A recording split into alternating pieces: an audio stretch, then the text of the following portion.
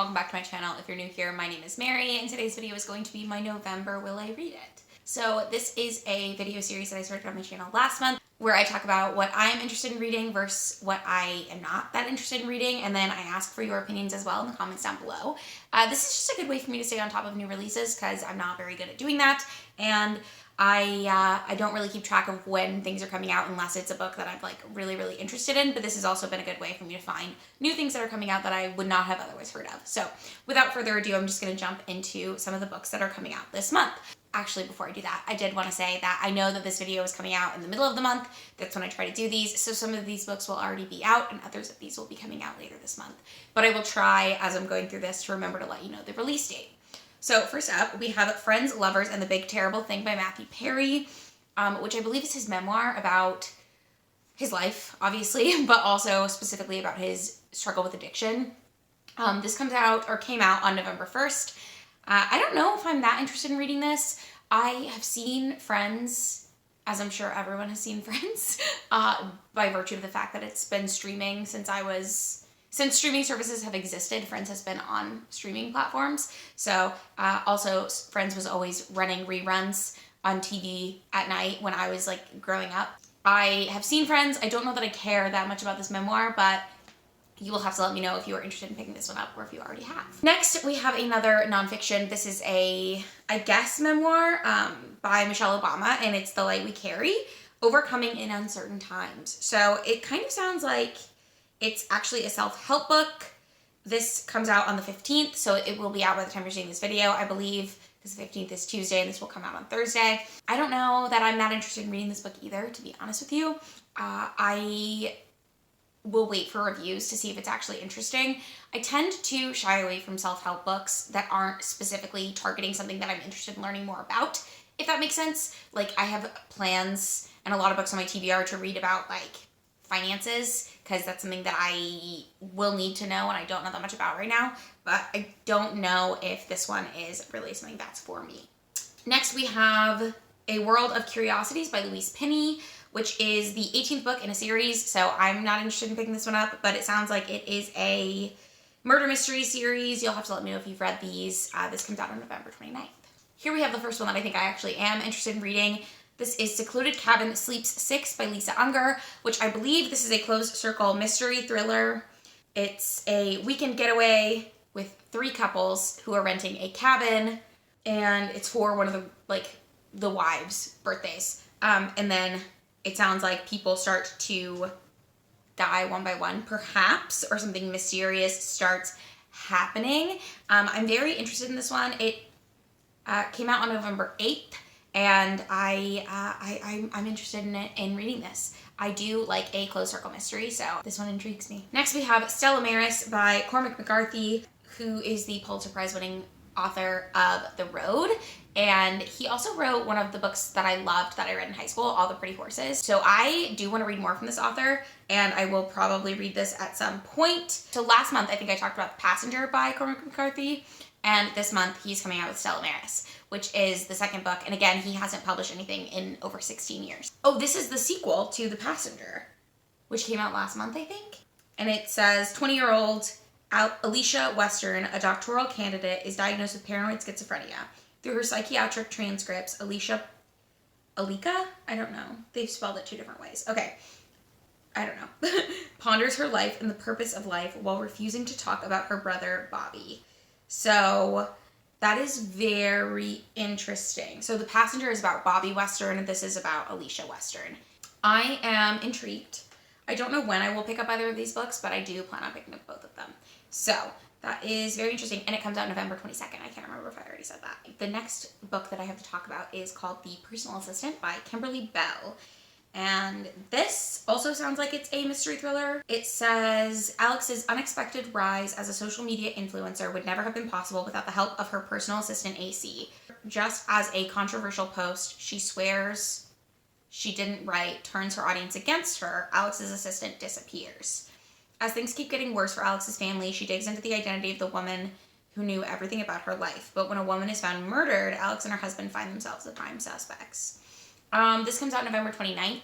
It doesn't really intrigue me right away from that premise.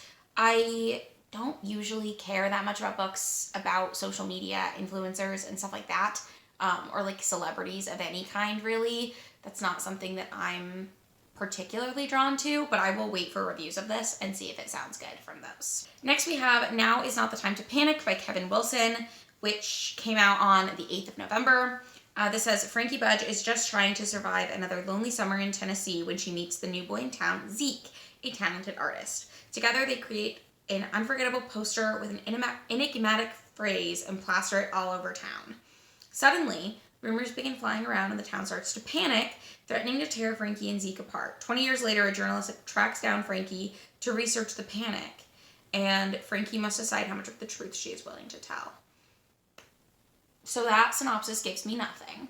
I think I will also wait for reviews on this.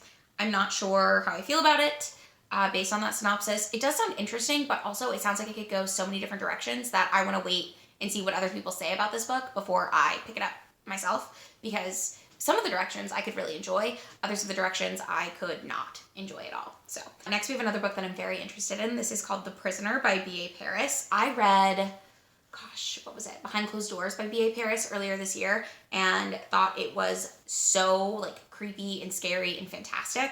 So I'm very interested to read more from that author. Always a survivor, Amelie has made it on her parents died when she was a child. After marrying a billionaire with a lavish lifestyle, Amelie wakes up a prisoner in a pitch black room. Why has this happened? Who are her captors? And why does she begin to feel safer here than when she was with her husband? There's definitely a typo in the beginning of this, and I can't figure out what that sentence is supposed to say. I was trying to reread it over and over again. But it sounds like a woman was orphaned as a kid, and then she managed to climb her way up, socially marry a billionaire, and then now she has been kidnapped and is being held prisoner. But I'm assuming we're going to find out some dark and messed up things about the husband. Here, this came out November 1st, 2022, and I am very interested in reading this one. It sounds like the mystery is about like why she was kidnapped, but also like what was going on in her life before, which I feel like B.A. Paris does a really good job of bouncing between timelines. I usually don't like that, but I really enjoyed it in Behind Closed Doors. I thought it was like really impactful and definitely made the story more like terrifying. And so yeah, I'm very, very interested in this. Okay, the next book I'm going to talk about is a like romance chick lit fiction or women's fiction book called The Banned Bookshop of Maggie Banks by Shauna Robinson. And it says, when Maggie Banks arrives in Belle River to run her best friend's struggling bookstore, she expects to sell bestsellers to her small town clientele. But running a bookstore in a town with a famously bookish history isn't easy. Belle River's literary society insists on keeping the bookstore stuck in the past, and Maggie is banned from selling anything written this century. So when a series of mishaps suddenly tip the bookstore toward ruin, Maggie will have to get creative to keep the shop afloat. To help save the store, Maggie starts running an underground book club, running a series of events celebrating the books readers actually love. But keeping the book club quiet, selling forbidden books, and dodging the literary society is nearly impossible. Sounds like it's about a woman who runs a bookshop that's failing, and the town, for whatever reason, has a literary society that won't let her sell anything besides classics, so she goes against this by creating like a secret book club. This actually sounds really, really cute to me. It came out on November 1st, and so far, it's got a 3.94, which I feel like just under 4 stars is pretty standard for like a woman's fiction book. And that's about what like I would expect to get this 3 or 4 stars, but this is definitely something that I'm interested in reading, and it sounds really interesting. It sounds really good. Next up, another book that came out on November 1st, we have To Fill a Yellow House by Susie Anie, which is supposed to be lyrical, witty, moving, and timely. It's a story of community, friendship, and the power of creativity and connection.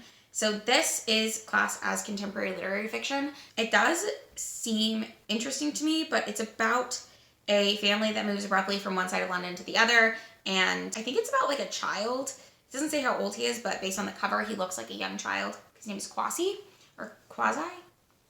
I don't know how it's pronounced. When his family moves, he is having a really hard time adjusting to his new school and the new people and the new house and all of that. And it says, one place Kwasi finds refuge and inspiration is the Chest of Small Wonders, an eclectic and rundown charity shop on the high street. He spends time in the chest, an unexpected friendship develops between man and boy, a relationship that gives each a new sense of belonging. So man is Rupert, the guy who runs the store. So it's about like unlikely friends, which is something that I actually really, really enjoy in books. So I would be interested to read this. I don't think it's like super high on my list because literary fiction usually isn't, to be honest with you, but I'm definitely gonna keep my eye out for reviews of this because it does sound interesting to me. Next up, on November 15th, we have a pros and cons list for Strong Feelings by Will Becky Brunswick. It's a graphic memoir following Will Becky Brunswick's sophomore year of college when their beloved mother is diagnosed with cancer, and Will is showing in this memoir the 10 months of their mother's life that happened between the diagnosis and her death, I believe. Oh, and the family is portrayed as penguins. Friends are cast as birds. Interesting. I am interested in this. I like memoirs, and I do like graphic memoirs. I've had, I guess one only that I've read, as far as I can remember, that I really enjoyed, which I read earlier this year, called Dancing at the Pity Party, which is another memoir about someone's mother dying. I do enjoy grief portrayals in memoirs. That sounds so fucked up. I like to read about the human experience of grief because I feel like it's a nice way to commiserate with people and to like feel less alone in your life. So I think that this is something that I'm going to be keeping an eye on. I'm not like entirely drawn to reading it right now. Next we have a Kennedy Ryan book, which is listed as being part of the Skyland series, but also it's the only book in that page on Goodreads I just checked. So this comes out again on November 15th, and it is a romance, a contemporary romance. I've heard other things about Kennedy Ryan, but I can't remember if I've read anything by them. I don't think so, but it's not impossible. I think, yeah, no, I haven't. But they were the Long Shot series, maybe? I don't know. Okay, so this says, when life delivered blow after devastating blow, Yasmin and Josiah Wade found that love alone couldn't solve or save everything. It couldn't save their marriage. So this sounds like it's going to be about a married couple who gets divorced and then is falling back in love with each other after their divorce. So it's a second chance romance with that like already established firm line, and they have kids, so they've got like a reason to stay connected. I am interested in reading this. I have noticed just from the one book I've read that deals with a married couple like falling out of love and then trying to fall back in love, I have a hard time with romances where I don't see the relationship develop. And so I'm curious to see how this will go for me. But I am interested in reading it. It does sound good. Next up, we have another memoir. It's called The Field. I can't find anything about this on Goodreads, which is kind of weird, but this is a debut memoir following Victoria Garza's life that starts with an earth-shattering event. When Victoria was 10, she was in a car accident that killed both her 9-year-old sister and her cousin. At the age of 52, she tells the story of her life and describes the gaps in which her sister's absence is deeply felt. While highlighting relatable themes of grief, loss, and belonging, Garza interweaves poignant examples pulled from other literary works. At its core, The Field is both insightful and comforting read in which Garza expertly illustrates that grief never truly ends, but just takes on different forms. So, based on that alone, I'm not like totally sold on it. I'd want to know more about what is covered in the book. And it sounds like this is just a normal person telling this story about something that happened to her when she was a child and then following her life from then on. I don't know. I'd be interested to see other people's reviews of that, but I don't know that I'm dying to read it myself. And I also, again, can't tell you when it comes out because the blog I was reading did not say, and I couldn't find it on Goodreads. So if you know, feel free to leave it in the comments down below. Next up, we have My Pinup by Hilton Owls, which came out on November 1st. And this is supposedly a fusion between memoir and essay, so it's creative nonfiction, I guess. It's less than 50 pages, and it originally started as an essay in Harper's Magazine. And it's supposed to be an ode to Prince. My Pinup is as enigmatic as Prince was himself, touching on love, loss, race, the AIDS crisis, and the downtown queer nightclub scene in serpentine prose. I am not often a huge fan of like poetry, but I would be interested to check this out since it is supposed to be less than 50 pages. You'll have to let me know if you are interested in reading that as well, or if you have read that. I'm gonna definitely try to track that down because that does sound pretty interesting to me, and especially since it's so short, it sounds like it would be a quick read. Next up, we have The World We Make by N.K. Jemisin, which I believe is the sequel to The City We Became, which I have not read, but I am interested in reading. So this is a like a book where it's a fantasy book that pretty much personifies the 5 boroughs. I don't know what happens in the original because I really diligently avoided spoilers, and so I'm not going to read what happens in the sequel because I'm, again, trying to avoid spoilers because I do want to read this at some point. But this came out on November 1st. You'll have to let me know if you've read it and if you're interested in reading it. Also on November 1st, we had Foster by Claire Keegan, which was originally published in 2010 in Ireland.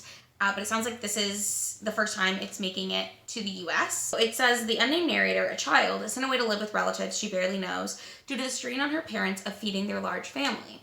Over this one golden summer with the Kinsellas, who lost their only child, the narrator learns what family and love can truly feel like.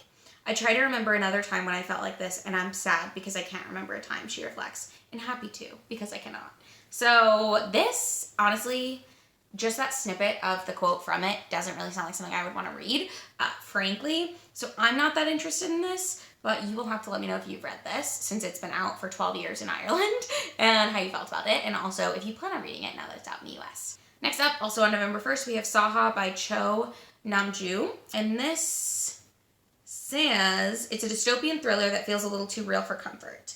Saha refers to one of 3 stringent social classes in the fictional country of town. Citizens is the first. They enjoy lofty status. L2s are temporary workers on a path to citizenship. And Sahas are the lowest of the low. Saha was what they were called even if they didn't live in Saha estates, which Jin Kyung assumed the name came from. Namju writes, the term seemed to say, this is as far as you get. Jin Kyung, a Saha, must dive deep into the dark underbelly of town to find out who framed her brother, Do Kyung, for the murder of a doctor named Seo. So, this actually sounds really good to me. I will say, I feel like a lot of dystopian, if I read it too close together, they are too similar for me, but it is still a trope that I like. Like, I still like the idea of, I don't like the idea of it, but I still like to read about like utopian communities and the dystopic things that happen there. I'm still drawn to those types of stories, so I definitely am interested in this. This is the first I'm hearing of it, so that is very interesting to me. Next up, I have Art is Life by Jerry Saltz. This also came out on November 1st, and this is, I believe, a nonfiction book about an art critic. Jerry Saltz is an art critic. He won his Pulitzer Prize for criticism in 2018. And then 2 years later, he published the book How to Be an Artist, and now he's back with Art is Life, which is an anthology of more than 80 of his articles and essays from throughout the years. So this is something that I would be maybe interested in reading, but I would probably just get it from the library. It does sound interesting, but I don't know if I have right now a huge drive to read it, but you'll have to let me know if you do. I'm sure if someone is more artsy than I am, they would care more about this and probably know who Jerry Saltz is already. I did not know who Jerry Saltz was already, and I'm just not a very artsy person, to be honest with you. I'm interested in this tentatively, like it's definitely not a no, but I probably won't be reading this anytime soon, and if I hear a lot about it, then I might be interested. So next we have Novelist as a Vocation by Haruki Murakami, which came out on November 8th, and this apparently was also originally published in 2015 in Japan, but it comprises a dozen or so contemplative essays, 5 written for this book and 6 that were previously published. Most captivating is his retelling of a 1978 baseball game, which he watched when, based on no grounds whatsoever, it suddenly struck me, I think I can write a novel. So he's musing over the role of the novel in contemporary society and the creative catalysts that inspire other artists, writers, and musicians. This, again, doesn't sound that interesting to me right off the bat. I've not read any Haruki Murakami, I know, shock. But I do plan to at some point, so maybe once I've read some of his works, I'll be more interested in this, but you'll have to let me know if you are interested in reading this one. Next up, we have No Filter, The Good, the Bad, and the Beautiful by PAULINA PORIZKOVA. This came out on the 15th, so when I'm filming this, it has not come out yet, but when you're watching this, it came out on Tuesday. And it says, Paulina Porizkova was born in Cold War Czechoslovakia in 1965. Raised as a refugee in Sweden, she rose to prominence as a model on the catwalks in the 80s and 90s, first appearing on the cover of Sports Illustrated in 1984. Married and later divorced from the Cars lead singer Rick Ocasek, Porizkova is uniquely positioned to write about the beauty industry, the fetishization of youth, aging in the public eye, and yes, feminism. No Filter consists of a series of essays covering everything from an increasingly toxic marriage to honesty online. In the essay Nude, Not Naked, Porizkova frames the nude photo shoot as a tension between exploitation and reclaiming personal power. Again, I am interested in reading memoirs, so this does kind of interest me. I don't know anything about PAULINA, PORIZKOVA are honestly the lead singer of the Cars. I have heard of the Cars as a band, but I'm not a big listener of them. But again, I'm interested in the themes explored here, so depending on how the reviews go of this book, I could be interested in reading it later. Next, we have A Book of Days by Patti Smith, which comes out on November 15th. Patti Smith is known for many things, winning a National Book Award, shaping the punk rock movement, singing, writing, creating art, and now excelling at Instagram. I'm already not interested. In 2018, she joined Instagram. This book is about her Instagram journey. I don't care about that at all. If you do care about that, that's awesome. That's not for me. That's not something that I care about reading, unfortunately. Next up, we have Someday Maybe by Anie. Oh God, I'm gonna butcher this. Nwabaneli, I think. I don't know. But this says for fans of YAJASI, Queenie, and I May Destroy You. Queenie is on my TBR. And YAJASI is an author of Homegoing, which I really loved, and then another book, Transcendent Kingdoms, which I have not read yet, but I really would like to. So I'm very interested in this. This came out on November 1st, and it said, here are 3 things you should know about my husband. 1, he was the great love of my life, despite his penchant for going incommunicado. 2, as far as I and everyone else could tell, perfectly happy, which is significant because 3, on New Year's Eve, he committed suicide. And there's one more thing you should know about him. I found him. No, I am not okay. This sounds really, really good. I really want to read this. So it's about this woman's emotional journey through the loss of her husband through suicide. This sounds like a book that will be absolutely soul destroying, and I have to read it right now. So unfortunately,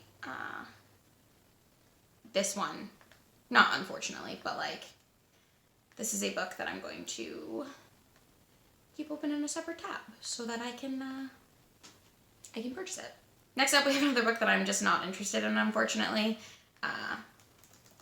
based on my personal preferences. But this is Angels of the Resistance, a World War II novel. If you've been here a while, you know that I'm not really that into World War II historical fiction. It's just not for me. But this says, it comes out on November 29th, if you are interested. Netherlands, 1940.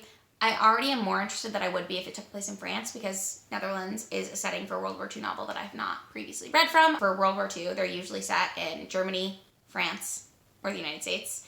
I read one that had to do with Poland, which was interesting, but I liked that more because it was not actually set during World War II. It was about a woman tracking her grandmother's heritage through Poland, which was more interesting to me. But this one says, as bombs fall across Europe, 14-year-old Leanne Vink fears that the reality of war is inescapable. Though she lives a quiet life with her mother and older sister Elif in their small town of Haarlem, they are no strangers to heartache, having recently suffered immeasurable loss. And when the Nazis invade the Netherlands, joining the Dutch resistance with Elif offers just the atonement. Yeah, I don't care about this, unfortunately. If you do, I hope you really enjoy it. I think my mom and my sister will really love this book. It just doesn't sound like something I want to read. So the quote says, this story of 2 teenage sisters who risk everything to join the Dutch resistance is a dazzling tour de force. I read The Nightingale by Kristen Hanna and absolutely did not like it at all. So this sounds a little too similar to that for me to be interested in reading it. And for that reason, I'm going to pass. Next up, we have the 29th book in the Stephanie Plum series by Janet Evanovich, which is called Going Rogue. Fun fact, I actually read the first 9 or 10 books in the series when I was in 8th grade, I think, 8th or 9th grade, around that time, because my sister had read them. I cannot believe they are still coming out, but they follow Stephanie Plum, who is a bounty hunter in New Jersey. And it's a really fun series. I'm obviously not going to pick this up because I have not kept up with that series, but I honestly think that if you like serialized fiction that has a mystery element and has a very quirky, likable main character. The premise, the reason she becomes a bounty hunter is because she used to be a buyer in the lingerie department at some kind of cheap department store. And then I think she gets divorced. And so she has to figure out a new job. I don't really remember all that happens, but there's a lot of banter, at least in the beginning books, between her and this detective. So, sounds very interesting. You'll have to let me know if you've kept up with the series after all these years, or if you've started reading it more recently and how it's going for you and how you're feeling about it. Because yeah, I did used to really like those books back in the day. Next up, we have another book that already came out on November 1st, and this is White Horse by Erica T. Worth, and it is described as a gritty, vibrant debut about an Indigenous woman who must face her past when she discovers a bracelet haunted by her mother's spirit. This sounds really, really interesting to me. It's a horror, thriller, paranormal book, if you will. Apparently, it's about this woman whose cousin finds an old family bracelet that used to belong to Kari's mother, and somehow the bracelet calls up her mother's ghost and a monstrous entity, and Carrie is apparently so, like, willfully ignorant of this that she can't tell if she's being haunted or not, it seems. I'm really, really interested in this book because it does kind of sound like it's going to explore Indigenous identity as well as be a horror story. Like, it sounds like there's something deeper going on here than just a haunted bracelet. And I don't know, this sounds really good to me. This is another one that I think I'm going to save in another tab so that I can pull it back up at a later date. Next up, a book published on November 8th, Better Than Fiction by Alexa Martin, which is a contemporary romance, and is also tagged as books about books. So this says, as a self-proclaimed book hater and a firm believer that the movie is always better, Drew Young did not anticipate inheriting her grandmother's bookstore. She's in way over her head even before the shop's resident book club, comprising 7 of the naughtiest old ladies ever, begin to do what they do best, meddle. Jasper Williams is a hopeless romantic, and he's an author. And it sounds like this is going to be their romance, and he meets her at the bookstore, presumably because he's doing a signing event, yes. And then, so it's Grump Sunshine, but the girl is grumpy and the guy is Sunshine, which I love. And then also, I love a character that will meddle in other people's lives, and it sounds like that group of old women is going to be exactly that. So this is also going to go on my list, because this sounds like a book that I would just absolutely adore. Have you ever heard a description of a book that just sounds like it was pretty much written for you to your specifications? Because I have found 3 today that sound just like that. So I'm very, very excited about this. Okay, next up we have The Rewind by Alison Winscott, which was also published on November 1st. And this is about exes who, okay, this sounds amazing. I actually really want to read this one too. I've actually already heard of this, but apparently there's college sweethearts who broke up just before graduation, vowed to never speak to each other again, and then 10 years later on New Year's Eve, they are back on campus of their snowy, picturesque New England campus for the first time for the wedding of mutual friends, and they wake up next to each other the following morning, or they're married. So I don't know how this happens in New England, but okay, so it's another second chance romance about people who, college sweethearts who broke up, and now they have somehow drunkenly gotten married, and they're trying to figure out how that happened. I'm also trying to figure out how that happened because I can't think of anywhere in New England that has, like, wedding chapels the way that they do in, like, Niagara Falls and Las Vegas. But maybe that's a thing everywhere. I don't know.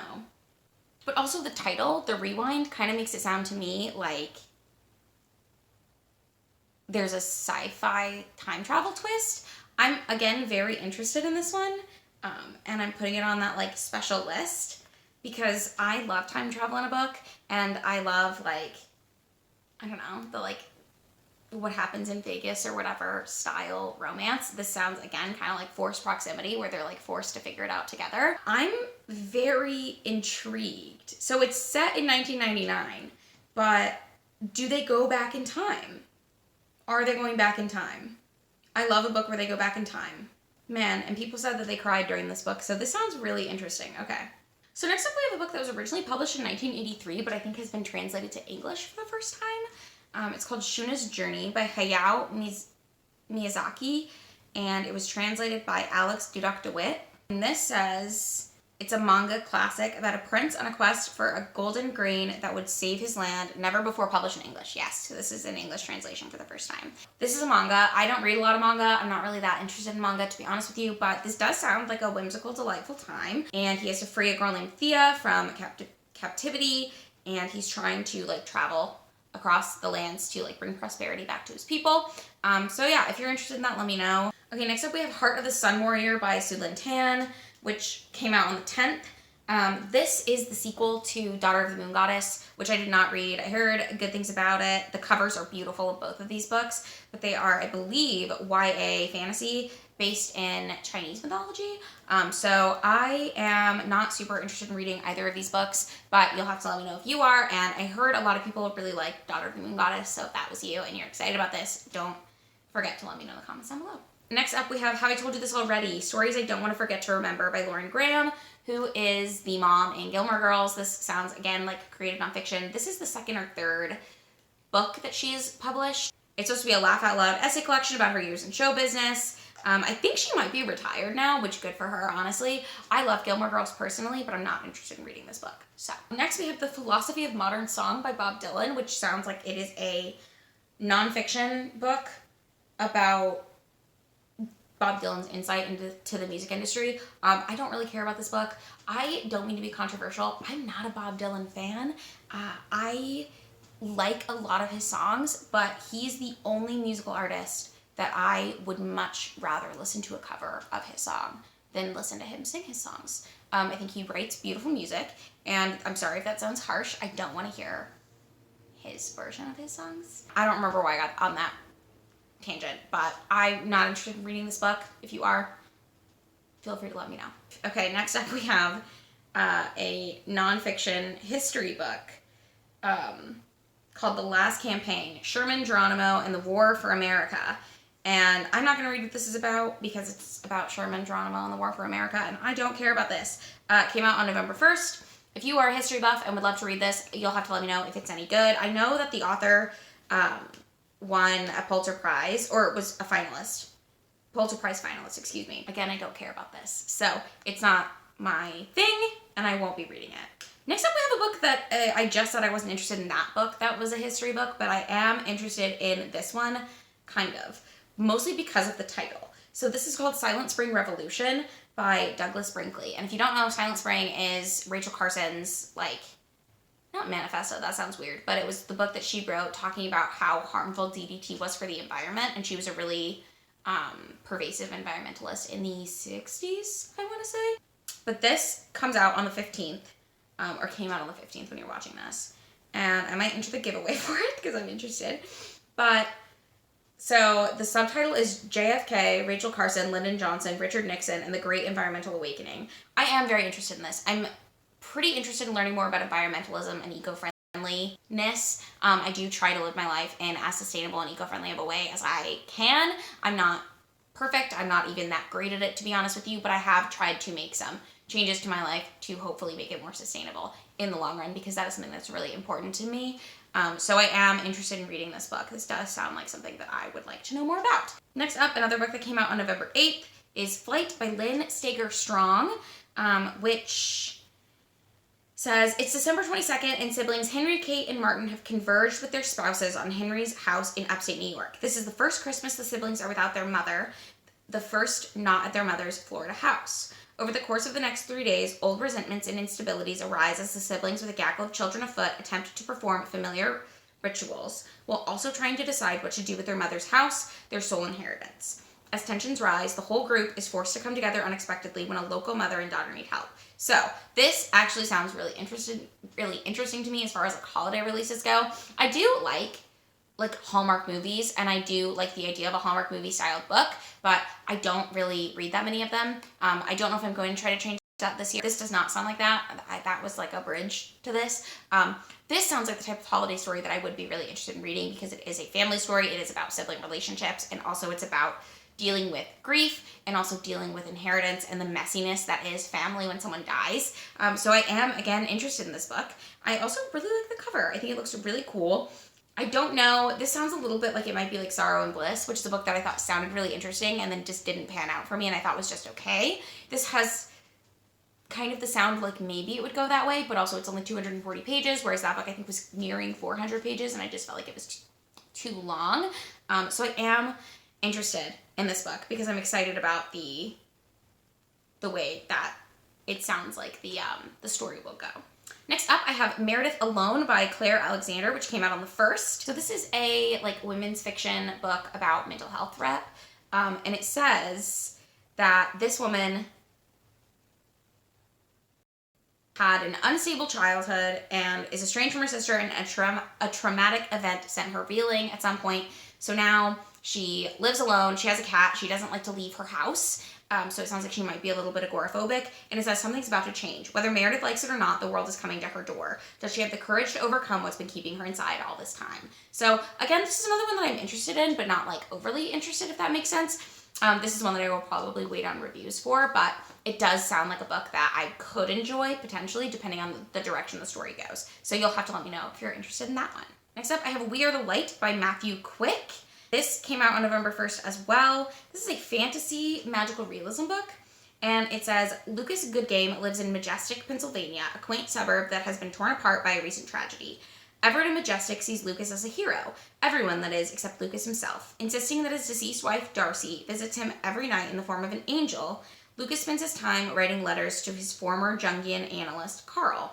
It is only when Eli, an 18-year-old young man whom the community has ostracized, begins camping out in Lucas's backyard that an unlikely alliance takes shape, and the two embark on a journey to heal their neighbors, and most importantly, themselves. So, I don't know how interested I am in this. Matthew Quick wrote Silver Linings Playbook, which I actually read in September for Bookathon. I'll link that blog if you have not seen it already. And I thought that book was interesting, but ultimately just okay. So I will wait on reviews of this book to see if other people really enjoy it and what they say about it. If it sounds like it's getting really good reviews, I might be interested in picking it up. But other than that, I don't know how interested I am in that at this time.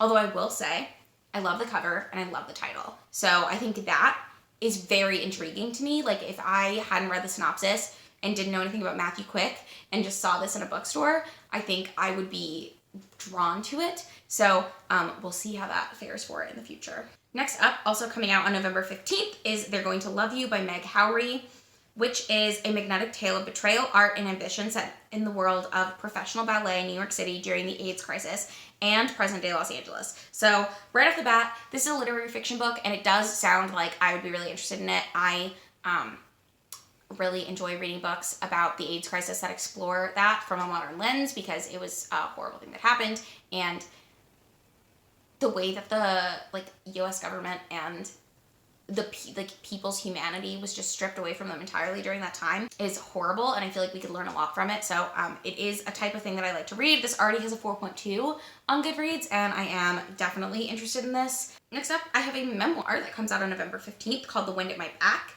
by Misty Copeland, who is a ballerina. And it's a heartfelt memoir about her friendship with trailblazer Raven Wilkinson, which captures the importance of mentorship, shared history, and honoring the past to ensure a stronger future.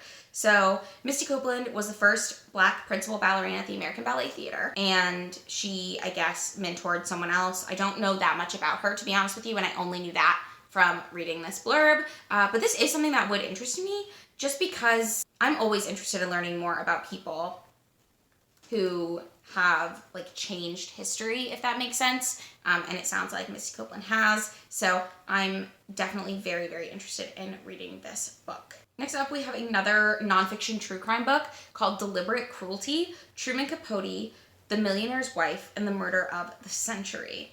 So this is described as a wild romp of a story, boldly and beautifully told. And it explores the darkly intertwined fates of infamous socialite Anne Woodward and the literary icon Truman Capote, sweeping us to the upper echelons of Manhattan's high society, where falls from grace are all the more shocking. When Anne Woodward shot her husband, banking heir Billy Woodward, in the middle of the night in 1955, her life changed forever. Though she claimed she thought he was a prowler, few believed the woman who had risen from charismatic showgirl to popular socialite. Interesting. So this is about a woman who murdered her husband, and then I guess Truman Capote probably wrote a book. Yes. So I read In Cold Blood a while ago, and I didn't love it, but it was fine. And that's also a true crime book about, I think, a murder that happens in Kansas. But this sounds like Truman Capote wanted to write a story about this. I don't know if he ever actually did. I'm kind of interested in this book. But I don't know if I'm interested enough to add it to my list and make it a top priority. But it's one of those things that I definitely will keep my eye on. It does sound interesting to me. So you'll have to let me know if you are interested in that, or if you have read the nonfiction true crime book that it is based on, maybe? I don't know. Next up is a poetry collection that came out on November 8th called And Yet by Kate Baer. This is a second poetry collection from this author who also wrote What Kind of Woman, which apparently was a #1 New York Times bestseller. I've not heard of this author. I've not heard of that other book. I don't read a lot of poetry, so I'm not that interested in this one. I do think the cover is beautiful, but you'll have to let me know if you are interested in picking this one up.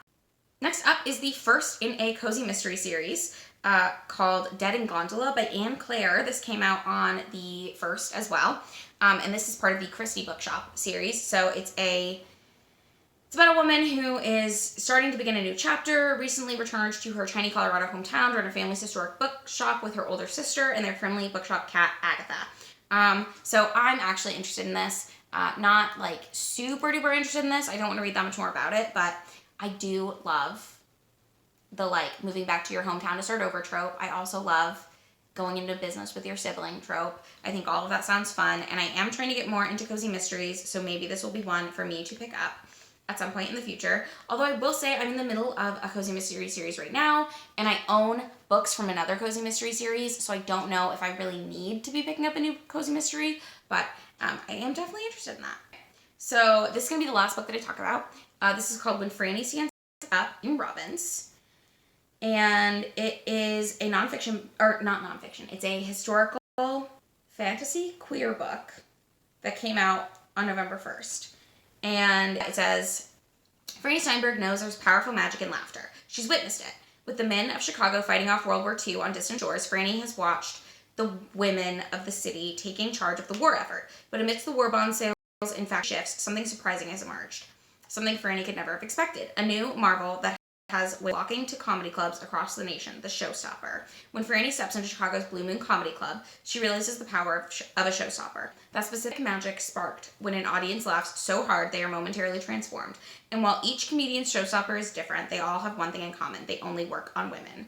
So I'm interested in this book. I'm not like super duper interested in this book, but I definitely, this sounds like the kind of historical fiction that I could really enjoy. So these are a bunch of books that are coming out in November or have already come out in November. You'll have to let me know if you have read any of these and what you thought about them. Also, let me know what your most anticipated November release is. You can like this video if you enjoyed it. Subscribe to my channel if you want to see more videos from me, because I do try to post 2 videos every single week, and I will see you in the next one. Bye!